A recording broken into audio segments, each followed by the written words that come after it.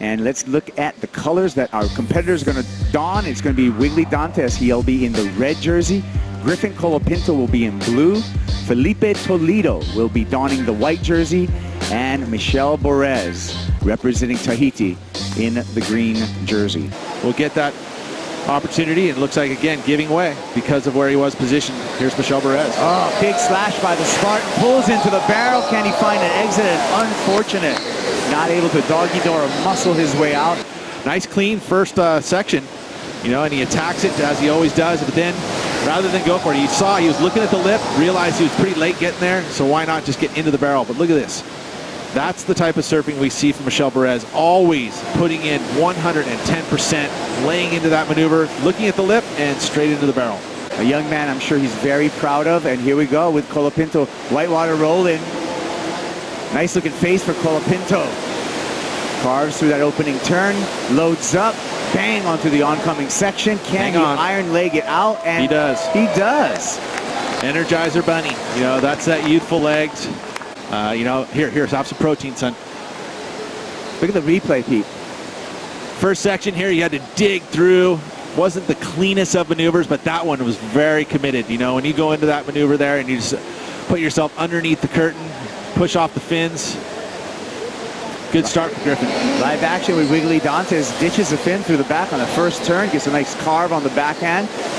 He's going to be relinquished to a couple of cutbacks, hoping for a little inside section. He's not going to get it, but the first turn was a banger right behind him. Filipe Toledo. We said he's looking sparky, always looking sparky, surfing fast, getting through sections, kicking out, and he's going to try to paddle battle. He's going to try to race. You know, that quickness that he does that really translates into good flow in his maneuvers. If you take a look first at Wiggolly, you see that carve. You know, he just got so strong in the technique in which he uses that rail through his maneuvers. He's so tall and lanky, so he uses that leverage and the timing. I love this turn that he's able to do. Well, actually, the first turn, that's the second turn, the cutback. But just the way that he's able to do that backhand re-entry and really throw the fins on it is very impressive. And here's again, Toledo. And this is what I'm talking about. When he gets up on the lip, this is the carve, so there's a lot of pressure digging into the rails. But right here, actually it's the next turn, but when he gets up here, look at how he unweights and then glides, right? And it's so hard to do, to have that just amount of pressure where you're punching your fins, is putting as much pressure as you can, and then you unweight. And it looks like it's going to be a big number for Griffin Colapinto. Filipe Toledo takes this left, hooks into that first turn, a little bit of bobble after that. Wave Stephens up nicely for another hook for Toledo. Stabs at 12 o'clock, pokes the nose on the way down and goes incomplete. Meanwhile, the numbers start to drop. Griffin Colapinto, advantage with that first exchange, checks in with 8.17. Excellent score. You know, and again, that's that commitment. They loved that final move. Let's take a look here at the replay of Filipe and see what happens. Again, you know, there's a bit of fatigue, you know, and when you push as hard as he has and give everything to each and every wave, sometimes you get a little tired. You're going down. Yep, you're going down. That's why they call it pearling. It's like a pearl diver who dives into the ocean to look for those pearls. Wiggolly Dantas, on the other hand, not pearling on his first turn. Bangs that finish right there for Dantas. So that was a well put together wave. Just working his way back up the ladder. Take a look at the replay here.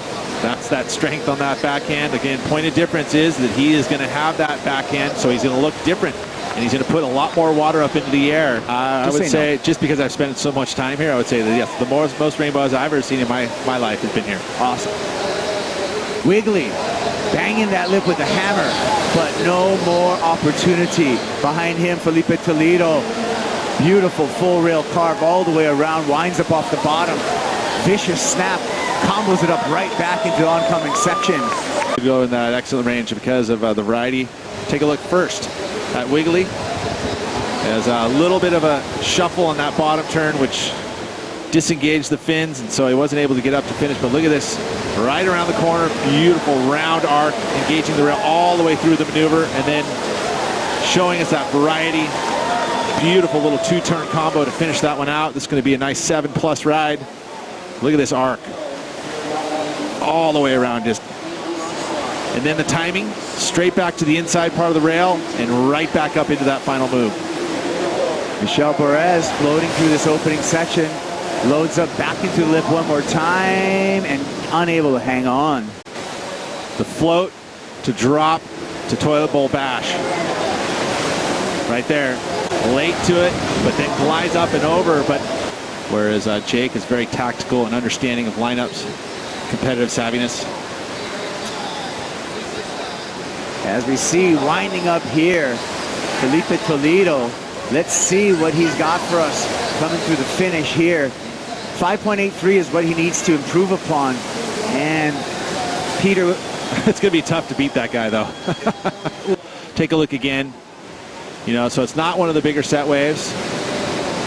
But, I mean, again, just beautiful. Look how much patience he has off the bottom, too. He waits for that section to load up right in front of him. And then as soon as it's at its peak, that's when he attacks it. This feels like, you know, I mean, my gut would just throw that a nice 6, and it'd probably come in a little better than that. Kind of working as a group together. Snaketails camp. Michel Bourez, bottom turns into a vicious hook there for Bourez. Tapered wall, but he can swing through another one. Kicks out before matching a closeout. Here we go. Griffin Colapinto, important wave.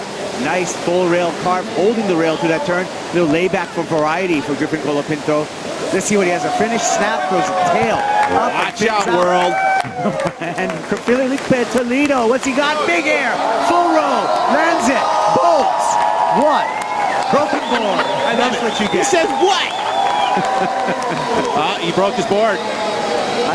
Sometimes, you know, you break this is a good board, too. Wiggolly Dantas right behind. And Wiggolly finishes up his wave. We'll catch up to what happened at the beginning of that wave for Dantas. What an exchange between Griffin Colapinto and Filipe Toledo. But we're going to review all of these waves right now, Peter. That has a really nice snap on that first section for Wiggolly and backs it up. A little bit different angle of approach and a finish move. So this could be Wiggolly's best wave. So he's going to stay in this final. And then look at this. One big move, big lofty 540 all the way around. Lands it right on the whitewash. Even though he seemed like he got a nice soft landing, there is the explosion that happens right here. So you look, we have to watch the wave. Boom, right there. The bottom cracks. He heard it right there, and he's like, I got this. And of course, he's going to do this. That's the little motion for broken board. Give me a new one. We'll take a look at this 7.77, Peter.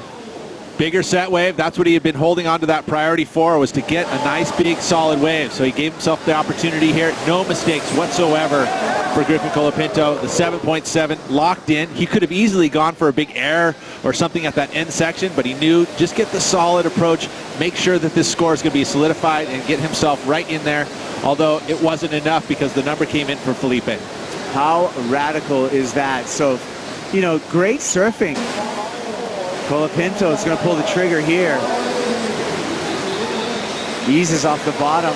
Nice carve to start. Kind of a tapered wall for Griffin. And that's not going to do it. He's going to kick out. Dantas. Wiggolly chops the lip there. Man. What did you call it? A machete? He went through a chop right there, Peter, and finishes with another tail blow, but yeah, he's going through the sugarcane fields with his machete, just clearing brush. Let's take another look at this vicious first turn from Wiggolly. Yeah, that's a big swing. Look at him just rah! I mean, that was just a full acre of brush just getting swept out of there. Just the one move, you know, he does get this final move. You know, he's going to add, well, if he had completed that final move, I think, but look at this. Just look at how round it is and then the timing. And he just puts everything into it. And he puts up so much water. He is one to watch out for as we head into the next two events. What do we got here with Filipe Toledo? Nice arc. Probably just going to take this wave in.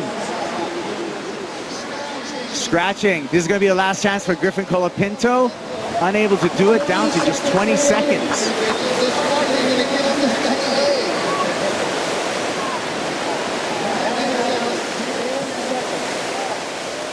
One more chance. Go big, kid. Gotta do something big. There it is. He knew he's going for it. The big lofty front side air. What a year it's been for Filipe Toledo. He is the 2017 champ, bringing the game here, and he is in the lead for the Vans Triple Crown of Surfing. He took it down in spectacular fashion.